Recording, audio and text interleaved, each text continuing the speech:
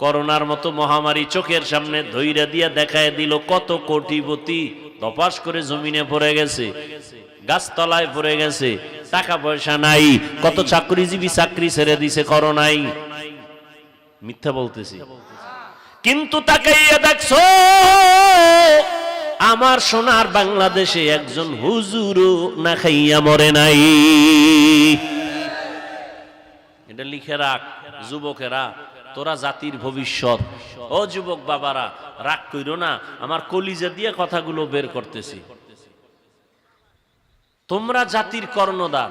আমরা ওলামায়ে কেরাম যেমন এতক্ষণ বলছি জাতির রাহবার, তোমরা জাতির রাহবার। তোমরা দুনিয়ার কন্ট্রোল পাওয়ার নিয়ে বসে আছো, কিন্তু জীবনটা নষ্ট করে ফেলতেছো মোবাইল দিয়া। তোমার মতো যুবকের মধ্যে কি দিয়া রাখছে আল্লাহ জানো? আফসোস। তোমার মেধার মধ্যে আল্লাহ কি দিয়া রাখছেন? গোটা পৃথিবীটা কন্ট্রোল করার মতো পাওয়ার আল্লাহ তোমার ভেতরে দিয়া রাখছেন। এজন্য তোমার আমার কলিজার নবী কি বলে গেছে, যুবকদের বেলায় শুনবা, রহমতের নবী বলেন, বুড়ারা আমি মুহাম্মদের বিরোধিতা করেছি, যুবকেরা আমি মুহাম্মদের উপকার করেছি। তুমি যুবক মুহাম্মদের কি উপকারে আসছো একটু কাগজ কলমে হিসাব করো তো। তোমার মতো যুবককে আমি বলছি, গোটা দুনিয়া তুমি পরিচালনা করবা। তুমি ২৫০০ গ্রামে ২.৫ কেজি খানা খাইয়া ঘুমাইলেই হবে না, তোমার এমন নিয়তটা অন্তরে রাখো, দিলটাকে বড় বানাও। ২৫০০ না, বাংলাদেশ না, গোটা দুনিয়াটা নিয়ন্ত্রণ করব আমি আমার মেধা দিয়া, আমার আদর্শ দিয়া। গোটা দুনিয়াটাকে আমি আলোকিত করে ফেলবো। সম্ভব আছেও সেই মেধা, ব্যবহার করো।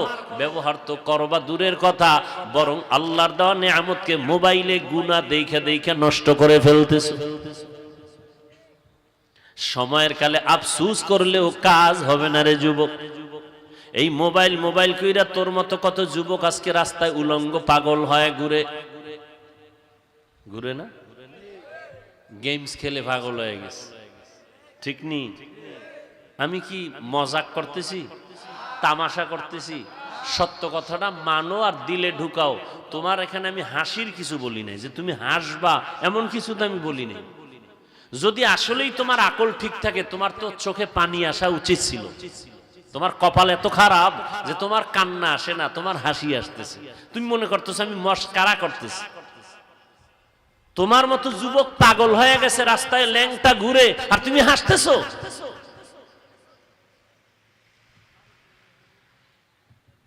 এই মোবাইলের কারণে মেধা নষ্ট হয়ে গেছে, আর তুমি হাসতেছো। আল্লাহ না করুক তুমি যদি হয়ে যাও, তোমার মা বাবা কানতে কানতে বেহুশ হয়ে যাবে, তুমি হাসতেছো, খেলা মনে করতেছো।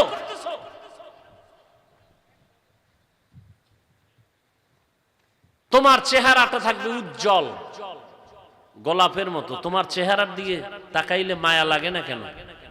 মাত্র তোমার ২৭ বছর বয়স, ২৫ বছর বয়স, ৩০ বছর বয়স, ৪০ বছর পর্যন্ত চেহারার উজ্জ্বলতা নষ্ট হবে না, কোনো ক্রিম দেওয়া লাগবে না। তোমার ২৫ বছরে চেহারা ভাঙছে কেন?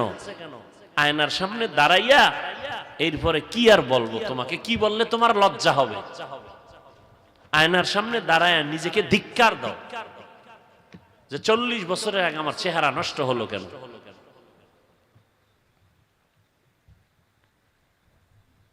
আল্লাহ সবাইকে হেদায়েত দান করুন। আল্লাহ বলেন, আমি হলাম সব থেকে প্রশংসিত ধনী, দুনিয়ার সব মানুষ হলো ফকির, আল্লাহর মতো ধনী কেউ নাই।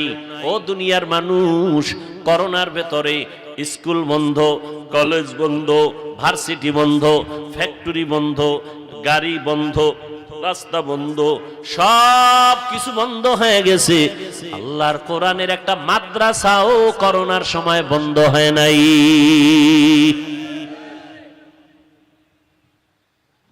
চিন্তা করো, দিন হেফাজত করবেন আল্লাহ, চেষ্টা করব আমরা। রবিউল আউয়ালে রাসূল আসছেন, এটা প্রসিদ্ধ একটা কথা, মত।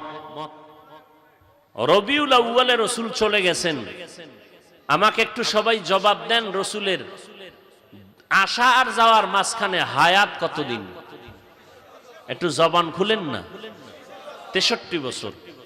তো নবী আসলেন কেন, গেলেন কেন? এবার আসেন আমার আয়াতের তরজমাটা বলে ফেলি। আল্লাহ বলেন, নবীর শানেই বলতেছেন, মা আতাকুমুর রাসূলু ফাখুযুহু ওয়া মা নাহাকুম আনহু ফান্তাহু। ও দুনিয়ার মানুষ, আমার নবী তোমাদের মাঝে যা নিয়ে আসছেন তা আঁকড়ে ধরো, গ্রহণ করে নাও। রহমতের নবী জাত থেকে তোমাদেরকে নিষেধ করেছেন, তার থেকে তোমাদেরকে বারণ করো, ফিরাইয়া নাও। আয়াতের তরজমা হলো, নবী যা নিয়ে আসছেন তা ধরে রাখো, নবী জাত থেকে নিষেধ করছেন তার থেকে ফিরে থাকো। হাদিস পড়েছিলাম, একটা হাদিসের তরজমাটাও বলি। এরপরে কিছু আপনাদের ধৈর্য হলে, দোয়া থাকলে, মোহাব্বত থাকলে কিছু ব্যাখ্যামূলক কথা হবে, না থাকলে দোয়া করে চলে যাবে। নবীজি বলেন, ক্বালান নবিয়্যু সাল্লাল্লাহু আলাইহি ওয়া আলিহি ওয়া সাল্লাম, তারাকতু ফীকুম আমরাইন লান তাদিল্লু মা তামাসসাকতুম বিহিমা, কিতাবাল্লাহি ওয়া সুন্নাহ।